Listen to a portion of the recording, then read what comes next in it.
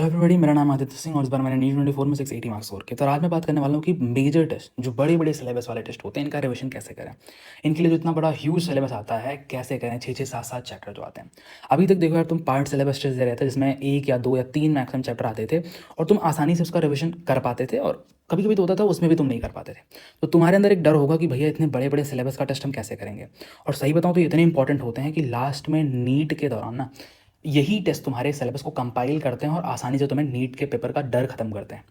तो इस चीज़ के बारे में बताऊंगा। और एक चीज़ तुम्हें मेक श्योर कर दूँ, अगर तुम्हारे मेजर टेस्ट 1-2 हो चुके हैं तो भी देख सकते हो, और नहीं हुए हैं फॉर एग्जांपल अक्टूबर 20 या 30 ऐसा इसके बीच में आ रहे हैं, या फिर आज से 10-15 दिन बाद आ रहे हैं, तो तुम पक्का देखना भाई, ठीक है। क्योंकि इसकी प्लानिंग 15 से 20 दिन पहले होती है। आज मैं तुमको हर चीज़ बताऊंगा, लगभग 5 चीज़ें बताऊंगा जो तुम्हें करनी होती हैं, और उससे रिलेटेड मेरी 5 टेक्निक्स बताऊंगा, और मेरे जो टीचर्स थे उनसे जो मैंने जो चीज़ें सीखी थी उसको मैं तुम्हें सीधा बता दूंगा, तुम्हें और कहीं जाने की ज़रूरत नहीं है। वो 5 चीज़ों में से जो पहली चीज़ है वो है planning according to your strong and weak subject and topic. एक तुम्हारे पास एक प्लानिंग होनी चाहिए अपने मेजर टेस्ट के लिए। हर मेजर टेस्ट, ऐसा नहीं कि 1-2 मेजर टेस्ट के लिए तुम प्लानिंग करते हो, हर मेजर टेस्ट के लिए तुम्हारे पास एक अच्छी खासी प्लानिंग होनी चाहिए कि हमें इसमें इस तरीके से करना होगा। मैंने लिखा है स्ट्रॉन्ग एंड वीक सब्जेक्ट या स्ट्रॉन्ग एंड वीक टॉपिक के हिसाब से तुम्हें एक प्लानर बनाना होगा, जिसे तुम्हें अपने डेस्क पे चिपकाना होगा। मैं अभी आएंगे इस टॉपिक पे। दूसरा ही होगा कि व्हाट टू यूज़, कि तुम्हें मेजर टेस्ट की प्रिपरेशन के दौरान यूज़ क्या क्या चीज़ें करनी है। लॉन्ग नोट्स यूज़ करने हैं, एनसीईआरटी यूज़ करनी है, बायोलॉजी के नोट्स यूज़ करने नहीं करने, क्वेश्चन कहाँ से करने हैं, नोट्स वाले क्वेश्चन करने हैं कि नहीं करने, डीपीपी के क्वेश्चन दोबारा में देखने के नहीं देखने, ये सब चीज़ तो मैं डिस्कस करूँगा व्हाट टू यूज़ में। थर्ड पॉइंट जो होगा भैया वो फर्स्ट पॉइंट बताने के बाद ही बता पाऊंगा, सो उसके लिए थोड़ा वेट करो। और फोर्थ पॉइंट पे आ जाओ, बायोलॉजी में एनसीईआरटी को कितना और कैसे यूज़ करना है during your major test preparation. क्योंकि ये पार्ट टेस्ट की तरीके से ही नहीं है। तुम इसमें एनसीईआरटी को उतना ज़्यादा भी टाइम नहीं दे सकते, लेकिन हाँ वो एनसीईआरटी है इसलिए उसको बहुत कम टाइम भी नहीं दे सकते। तो एनसीईआरटी को मतलब कैसे यूज़ करना है इसके बारे में भी थोड़ा मैं कुछ देर टाइम दूंगा। और पांचवी एंड सबसे इंपॉर्टेंट चीज़, भैया हमको सब बता देते हैं लेकिन हमें टाइम मैनेजमेंट नहीं हो पाता, उसके बारे में कुछ बताना। तो मैंने वो पॉइंट भी ऐड किया है कि तुमने अपने मेजर टेस्ट के रिवीजन के लिए और साथ साथ बीच बीच में जो पार्ट टेस्ट आएंगे उसमें भी तुम टाइम कैसे बचाओगे और मेजर टेस्ट को मैक्सिमम टाइम कैसे दे पाओगे, वो चीज़ें तुमको डिस्कस करूंगा। तो पहली चीज़ जो मैंने बोली थी, planning according to your weak and strong subject या टॉपिक। जैसे मैंने यहाँ पे एक फोटो लगा दी, बट तुम्हें फोटो से समझ नहीं आएगा तो मैं नीचे ड्रॉ करके भी तुमको दिखाऊंगा, मतलब समझाऊंगा कि क्या कैसे करना होता है। जस्ट एक आइडिया देता हूँ कि जैसे मान लो लिख दिया मैंने यहाँ पे हेडिंग डाल ली है कि मेरा AITS 4 है, AITS 4 है, उसमें मैंने डाल दिया कि क्वेश्चन बेसिस मुझे रिविजन करना है। फिजिक्स डाल दी, केमिस्ट्री डाल दी, बॉटनी डाल दी, zoology डाल दी, और उसमें फिर चैप्टर रख लिए। तुमको एक चीज़ बता दूँ, ना मैंने इसमें सब्जेक्ट का ऑर्डर रैंडम रखा है, ना मैंने इसमें चैप्टर का ऑर्डर रैंडम रखा है। इसमें ये इस तरीके से हैं कि मेरे जो वीकेस्ट हैं वो पहले हैं। लाइक मेरा फिजिक्स वीकेस्ट है तो ये सबसे पहले मैंने लिखा है, और इसमें जो चैप्टर मेरे वीकेस्ट रह गए हैं उसको सबसे ऊपर लिखा है। ये कोई रैंडम ऑर्डर नहीं है। और ये तुम्हें हर टेस्ट में, मतलब ऐसा नहीं कि इस वाले में बना लिया, पहले वाले में बनाना है फिर आगे नहीं बनाना, नहीं, हर टेस्ट में बनाना है। जितने तुम्हारे मेजर वाले होंगे उनके लिए हर बार तुम्हें ये प्रिपरेशन करनी है। अभी और अच्छे से एक्सप्लेन करता हूँ, लेकिन तुमको मैं एक बार अपना दिखाता हूँ जो मैंने रियल लाइफ में बहुत सारे बनाए थे, हर टेस्ट के लिए दिखाता हूँ।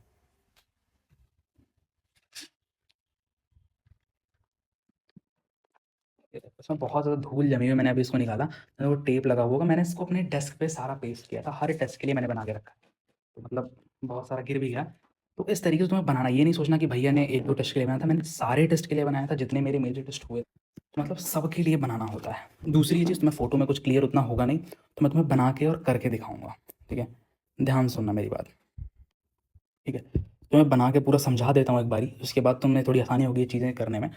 तुम्हें जैसे कि अपना मान लो, पहले तो एक मान लेता हूँ मैं, ये रहा तुम्हारा A4 साइज़ का एक ब्लैंक पेपर लेना है तुम्हें, ठीक है।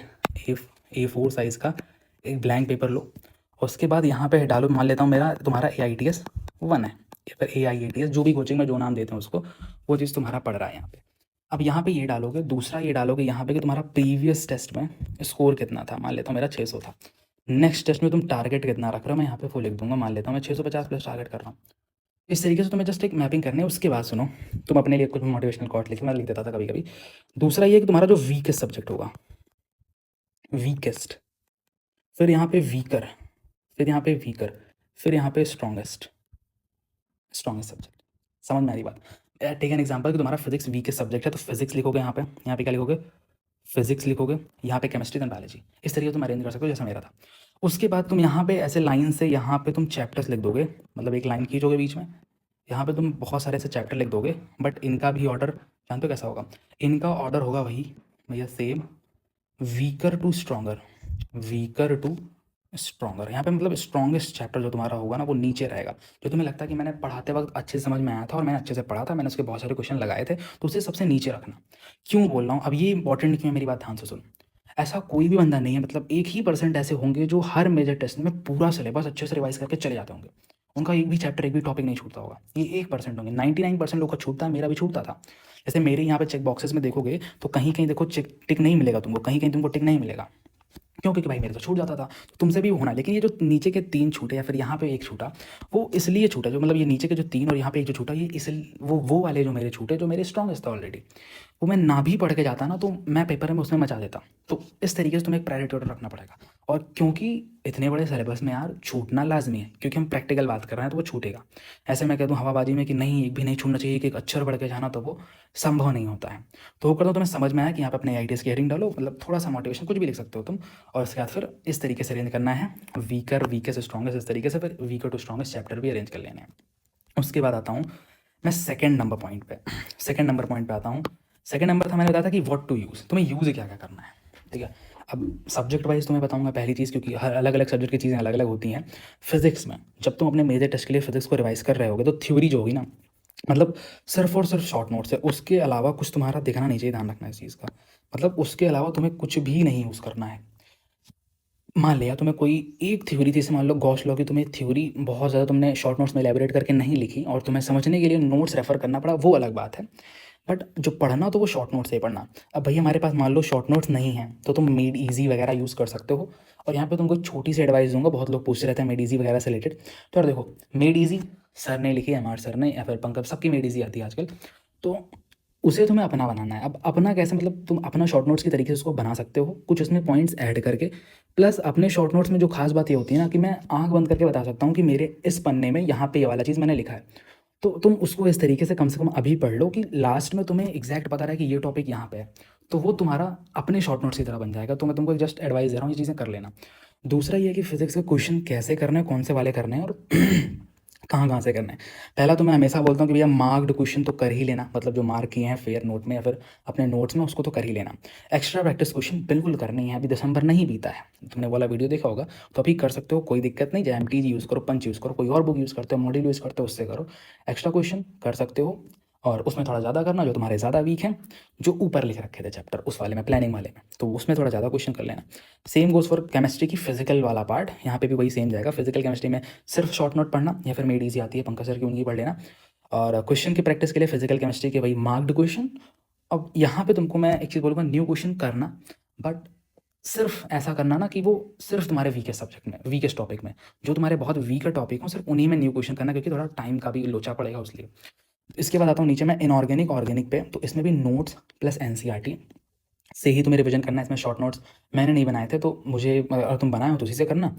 वैसे मैं रेकमेंड करूँगा कि दोनों थ्योरेटिकल सब्जेक्ट हैं, थ्योरी ही नोट्स में भी होती है, तो उसे कितना ही कंसाइज कर लोगे, इसलिए मैं नहीं लिखता था। ठीक है, और अगर तुम्हारे पास एक्स्ट्रा टाइम है, क्या बोला, NCERT तभी इनकी करना जब तुम्हारे पास एक्स्ट्रा टाइम है। यहाँ पे थोड़ा सा मैंने एक कॉलम में लिख दिया है। जैसे बहुत इंपॉर्टेंट चैप्टर्स कुछ कुछ होते हैं इनऑर्गेनिक में, तो उसकी NCERT तो कर लेना, बट बहुत ज़्यादा टाइम है तुम्हारे पास तभी बाकियों की करना, वरना मत करना, ये बोलूँगा तुमसे। दूसरी चीज़ ये है, क्वेश्चन प्रैक्टिस के लिए मैंने बता दिया। अब नोट्स के क्वेश्चन प्लस DPP, यहाँ पे देखो इनऑर्गेनिक और ऑर्गेनिक के लिए मैंने बताया है, जो क्वेश्चन प्रैक्टिस तुम्हारी होगी ना, वो नोट्स के क्वेश्चन होंगे और DPP के होंगे। एक्स्ट्रा बुक तभी करनी है, एक्स्ट्रा बुक ध्यान सुनना, एक्स्ट्रा बुक तभी करनी है जब तुम्हारे पास कोई एक्स्ट्रा टाइम हो। तुम्हें लग रहा है अरे मैंने तो सब कुछ कर लिया, मेरे पास टाइम है, तो जाओ इनऑर्गेनिक ऑर्गेनिक एक्स्ट्रा क्वेश्चन उठाओ। वरना तो मैं बिल्कुल भी रेकमेंड नहीं करूँगा यार कि उठाओ, कोई असाइनमेंट करो, कोई बुक करो, क्योंकि उससे ज़्यादा इंपॉर्टेंट ये है कि तुम फिजिक्स के क्वेश्चन कर पाओ, तुम फिजिकल केमिस्ट्री के क्वेश्चन कर पाओ, वो ज़्यादा इंपॉर्टेंस रखता है थोड़ी सी।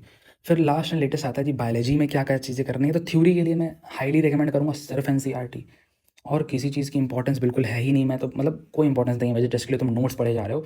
आना NCERT से है तो तुम्हें पूरी तरीके से NCERT पे स्टक करना पड़ेगा। अब मैंने यहाँ पे क्वेश्चन वाला फेज ब्लैंक छोड़ रखा है, रीज़न बीइंग कि यार एक चीज़ तो मैं यहाँ पे रेकमेंड करूँगा, उसमें क्वेश्चन बहुत ज़्यादा तुम्हें चुल मच रही है ना, तो तुम चैप्टर के कहीं से ना असर्शन रीजन स्टेटमेंट वैसे वाले क्वेश्चन ढूंढ लेना। मतलब ये ना वन लाइनर्स मत ढूंढना, अगर तुम्हें सॉल्व करने ही है तो तुम कहीं से ऐसे 10-15 क्वेश्चन एक एक चैप्टर में असर्शन रीजन स्टेटमेंट ढूंढ लेना। बाकी और कोई कुछ भी करने की नीड नहीं है, तुम मॉक टेस्ट करते करते प्रिपेयर कर लोगे लास्ट में। अब आता हूँ आगे कि भैया when you have to do that, मतलब थर्ड पॉइंट जो मैंने वहाँ पे थोड़ा ब्लैंक छोड़ा था, मैंने कहा था जब फर्स्ट बता दूंगा तब थर्ड बताऊंगा।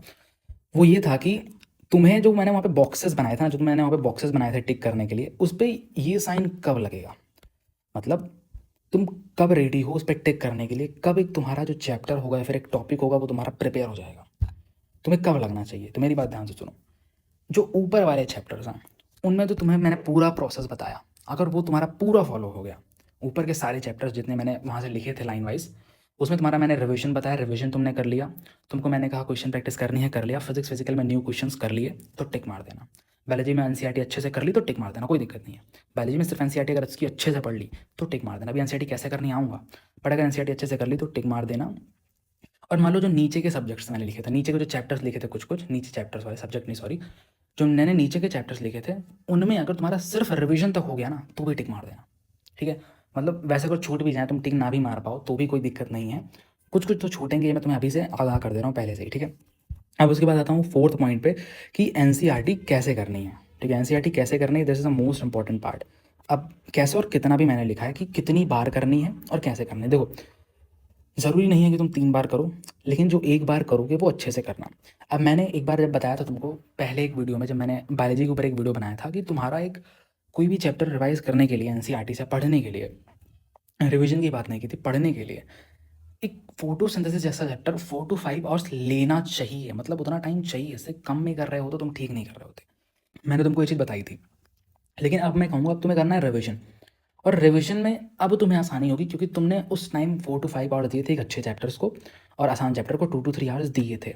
तो तुम्हें इतना अंदाज़ा होगा एनसीईआरटी के, मैपिंग होगी तुम्हारे दिमाग में इतनी कि हाँ मेरा इस वाले में बहुत ज़्यादा डेटा है, यहाँ पे डेटा कम है, यहाँ पे सिर्फ लैंग्वेज ज़्यादा है। तो ये तुम्हें अगर मैपिंग होगी तो तुम आसानी से रिवीजन कर पाओगे। नहीं होगी तो थोड़ा टाइम देना, क्योंकि नीट में तो तुम्हें करके ही जाना होगा ना, तो तुम्हारे पास कोई ऑप्शन नहीं बचता। अगर तुम पहले जैसे मैंने बताया था 3 to 4 आवर देके अच्छे से चैप्टर को नहीं करते थे तो अभी करना, और तब करते थे तो अभी मिनिमम टाइम एक चैप्टर को 2 घंटे देना है तुम्हें एनसीईआरटी से। That is more important than anything in this video, ठीक है। अब फिफ्थ पॉइंट जो है टाइम मैनेजमेंट, इसे मैं तुम्हें अपने से रिलेट करके बताऊंगा कि मैं कैसे टाइम निकालता था अपने इन मेजर टेस्ट की प्रिपरेशन के लिए। तो यार सबसे पहले मैंने जो एक डेली शेड्यूल वाला मेरा वीडियो था उसमें मैं बताया था कि मैं लगभग 5 बजे उठ जाता था और भैया 6 बजे तक प्रिपेयर होकर पढ़ने बैठ जाता था 8 बजे तक, ठीक है, 6 से 8।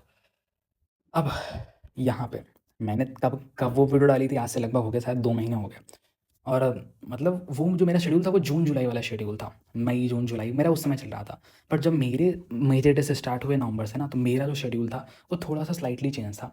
मैं कोशिश करता था कि एक टाइम स्लॉट फिक्स करूँ जिसमें अगर मैं पढ़ने बैठूंगा तो वो होगा सिर्फ और सिर्फ मेरे मेजर टेस्ट के सब्जेक्ट्स, मेरे मेजर टेस्ट के सिलेबस पे बेस्ड। मैं उसमें और कुछ एक्स्ट्रा नहीं करने वाला, और वो टाइम मैं निकालता था दिन के स्टार्टिंग में और दिन के अंत में थोड़ा सा। मैं रेकमेंड ज़्यादा करूँगा कि ज़्यादा टाइम दिन के स्टार्टिंग में निकाल लो, क्योंकि जब तुम दिन में अपना पूरा सब्जेक्ट वगैरह लेक्चर सब कुछ हौच पौच करके जाते हो ना, तो तुम्हारा मन सा नहीं करता कि अरे जाऊँ पीछे वाला पढ़ूँ। दिन के स्टार्ट करो, दिन को सुबह उठे और दिन के स्टार्टिंग में ही जो तुम्हारा टेस्ट में आने वाला है मेजर में, उसको करने का तुम ट्राई करो। तुम्हारा माइंड एकदम ब्लैंक रहता है तो तुम अच्छे से करोगे बिना कुछ ज़्यादा सोचे, बिना उबे उबे हुए। तो मैं कैसे करता था, मान लेता हूँ तुम अभी मतलब you need extra 3-4 hours daily. इसका मतलब ये नहीं है कि तुम अगर इसका मतलब ये नहीं कि तुम अगर 12 आवर्स पढ़ते थे, अगर तुम 12 आवर्स पढ़ते थे तो तुम्हें अब 16 आवर्स पढ़े, नहीं। इसका मतलब ये है कि तुम जो 12 आवर्स में करते थे वो अब 10 आवर्स में करके, यानी 2 घंटे यहाँ से बचा लेने हैं, प्लस में तुम्हें 2 घंटे एक्स्ट्रा बढ़ाने पड़ेंगे। यानी तुम 14 आवर्स में 16 आवर्स का कंटेंट तुम्हें पढ़ना पड़ेगा। कैसे भैया, ये तो बताओ।